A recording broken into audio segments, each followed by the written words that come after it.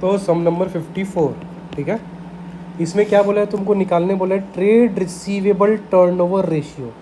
Trade receivable turnover ratio का मतलब जानते हो क्या होता है? मतलब टर्नओवर रेशियो का मतलब होता है तुम जब एक बार सामान उधार में बेचते हो तो वो तुमको कितने दिन बाद पैसा देता है। अब ऐसा पूरे साल में तुम्हारा कितने बार होता है, ठीक है, पूरे साल में तुम्हारा कितने बार तुम सेल करते हो, तुमको पैसा कितने बार मिलता है एक साल में। अगर एक साल में तुमको 4 बार अगर पैसा मिलता है तो ये हो गया 4 times trade receivable turnover ratio. पूरे साल में अगर मान लो तुमने 1 लाख रुपया किया है, सेल किया है, ठीक है, और ट्रेड रिसीवेबल टर्नओवर रेशियो अगर 4 टाइम्स हो गया तो मतलब क्या हो गया तुम्हारा, ये 1 लाख रुपया तुम बेचते हो और तुमको 4 बार वो पैसा मिलता है, ठीक है। अब कहानी क्या होता है, जब साल का शुरुआत होता है, जैसे अकाउंटिंग ईयर स्टार्ट होता है तो पहले क्या होता है, उधारी का कुछ सामान रहेगा, that is the opening credit opening customer balance. Customer का कुछ बैलेंस रहता है ना, तो वो बैलेंस हमेशा वही रहेगा क्योंकि तुम एक ही कस्टमर को उधार देते हो। नया कोई कस्टमर जुड़ता है तो उसको उधारी बनाने में टाइम लगता है ना, तो हिसाब से बोला जाता है कि हमारा जो क्रेडिट सेल्स होता है वो लगभग सेम ही रहता है। कस्टमर से जो पैसा बाकी रहता है वो एवरी टाइम या फिर एवरी टाइम बाद वो सेम होता है, क्योंकि कस्टमर को तुम कितने दिन तक उधार दे सकते हो, 1 महीना, 45 दिन, 2 महीना, उससे ज़्यादा तो नहीं ना दे सकते हो। तो हर 2-2 महीना बाद अगर वो पैसा तुमको रिटर्न कर रहा है तो एक साल में तुमने कितना बार सामान बेचा होगा। एक साल में मान लो तुम लोग 5 लाख का सामान बेचा, ठीक है, और तुम्हारे पास एवरेज में हर बार कस्टमर 25,000 का रहता है, मतलब शुरुआत में 25,000 रहता है और साल के अंत में भी तुम्हारा 25,000 रहता है, ठीक है, एवरेज में। तो अगर 25,000 तुम्हारा रहता है तो 5 लाख तुम्हारा टोटल सेल्स हो गया, डिवाइडेड बाई 25,000, मतलब कितना होता है तुम्हारा 20 टाइम्स, ये ना हुआ 20 टाइम्स। तो मतलब क्या है, तुम्हारे पास जो कस्टमर आते हैं, ठीक है, तो वो कितने बार तुमको पैसा देते हैं, एक साल में 20 बार पैसा देते हैं, 20 बार रुपया देते हैं ना। तो अगर एक साल में 20 बार रुपया देता है तो एक साल में तुम्हारा कितना दिन होता है, 365 दिन होता है। उससे कलेक्शन पीरियड निकालेंगे कितने दिन बाद देता है, ठीक है। तो यहाँ पे क्या बोल रहे हैं, ट्रेड रिसीवेबल टर्नओवर रेशियो। तो ट्रेड रिसीवेबल क्या चीज़ से पैदा होता है, ये पैदा होता है हमारा क्रेडिट सेल्स से, ठीक है। तो हमारा ट्रेड रिसीवेबल टर्नओवर रेशियो का मतलब क्या होता है, क्रेडिट सेल्स या फिर क्रेडिट रेवेन्यू फ्रॉम ऑपरेशन। और ये जो होता है ये नेट में होता है, मतलब सेल्स माइनस सेल्स रिटर्न इसको बोलते हैं हम लोग, ठीक है। रेवेन्यू फ्रॉम ऑपरेशन जो होता है ये कंपनी अकाउंट में यूज़ होता है। कंपनी मतलब जो होता है, कंपनी का जो बैलेंस शीट होता है ना, उसमें हम लोग सेल्स नहीं बोलते, हम लोग बोलते हैं रेवेन्यू फ्रॉम ऑपरेशन, ठीक है, समझ में आया। तो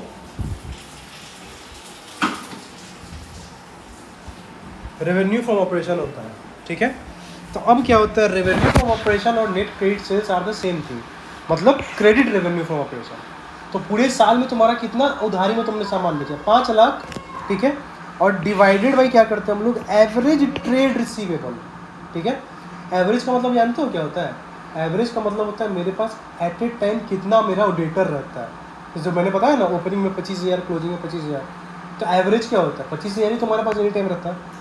लेकिन ऐसा एग्जैक्ट नहीं होता है, ऊपर नीचे 20-30,000, 40,000 ऐसे ऊपर नीचे अप डाउन रहता है, क्योंकि जाहिर सी बात है पूरे एक साल में तुम्हारा एक ही कस्टमर थोड़ी रहेगा, तुम्हारा कस्टमर तो बढ़ेगा। तो उसका क्या करते हैं हम लोग, एवरेज कर देते हैं।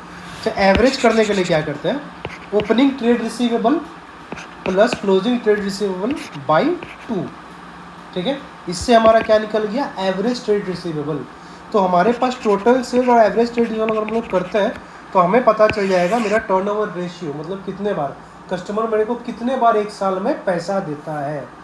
और ये जो सेल्स होता है ये पूरा एक साल का होता है, राइट। दूसरा कहानी क्या है, ट्रेड रिसीवेबल के अंदर क्या क्या होता है। ट्रेड रिसीवेबल के अंदर कस्टमर आते हैं, ठीक है, बिल रिसीवेबल होता है। बिल रिसीवेबल मतलब जो कस्टमर मेरे को पैसा दे दिया हुआ है लेकिन वो चेक के नाम पे, एक नेगोशिएबल इंस्ट्रूमेंट होता है उसके नाम पे, तो बिल रिसीवेबल भी ट्रेड रिसीवेबल के अंदर आता है। साथ ही हम लोग प्रोविजन फॉर डाउटफुल डेट को क्या करते हैं, माइनस कर देते हैं। जो अनुमान लगता है कि ये मेरा खर्चा नहीं हो सकता उसको हम लोग हटा देते हैं। कलेक्शन पीरियड का मतलब क्या होता है, एक साल में कितना दिन होता है तुम्हारा, 365 दिन हो सकता है, या तो 12 महीना या तो 52 वीक्स होता है ना। अगर इससे हम लोग ट्रेड रिसीवेबल टर्नओवर को डिवाइड कर दें, जैसे कि मेरा ट्रेड रिसीवेबल टर्नओवर रेशियो जो है अगर 4 टाइम्स आता है, अगर 4 टाइम्स अगर आता है तो एक साल में तुम्हारा 12 महीना होता है, डिवाइडेड बाई 4 करोगे तो तुम कितने दिन का उधार दे रहे हो, हर 3 महीना का। मतलब कस्टमर तुमको हर 3-3 महीने बाद तुमको पैसा दे रहा है, इसीलिए बोलते हैं एवरेज कलेक्शन पीरियड, राइट। तो हमारा 54 नंबर सम्स में क्या दिया हुआ है, कलेक्शन दिया हुआ है, डिस्काउंट दिया हुआ है, क्लोजिंग ट्रेड रिसीवेबल दे दिया हुआ है, और यहाँ बोला excess of closing trade receivable over opening trade receivable. मतलब क्या होता है, 1,80,000 जो है मेरा ओपनिंग से 60,000 ज़्यादा है, मतलब ओपनिंग जो भी अमाउंट है, ओपनिंग अगर मान लो 1 है तो इससे 60,000 ज़्यादा है, तो जाहिर सी बात है ओपनिंग क्या है, इससे 60,000 कम है क्लोजिंग से। तो 1,80,000 में से 60,000 चला गया तो कितना आएगा, 120,000।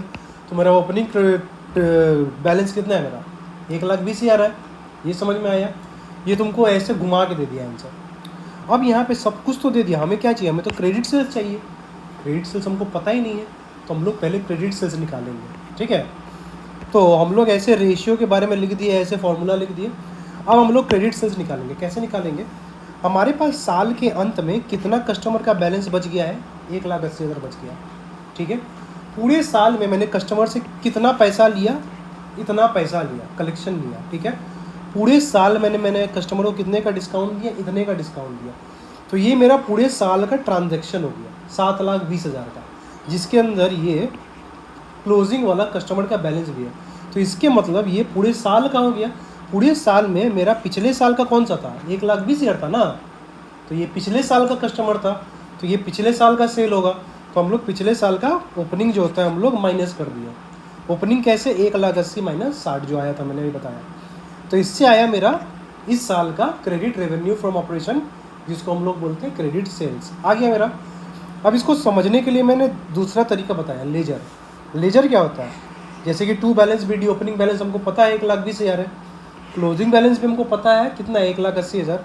जैसे कि डेटर का लेजर बनाता है, पैसा आता है तो इधर लिखते हैं ना कस्टमर से, और कस्टमर को डिस्काउंट देते तो मेरा डेटा ऐसे होता है, तो मेरा बैलेंसिंग फिगर कितना आता है, सेल्स। ये दूसरा तरीका हो गया, इस तरीके से भी कर सकता है, ठीक है।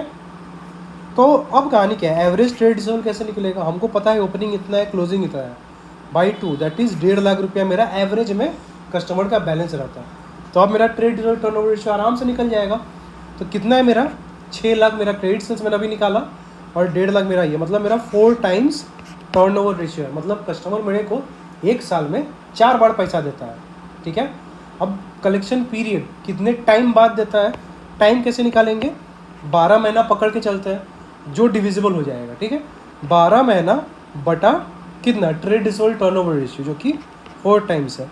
मतलब हर 3-3 महीना बाद मेरे को कस्टमर पैसा घुमा के देता है, समझिए।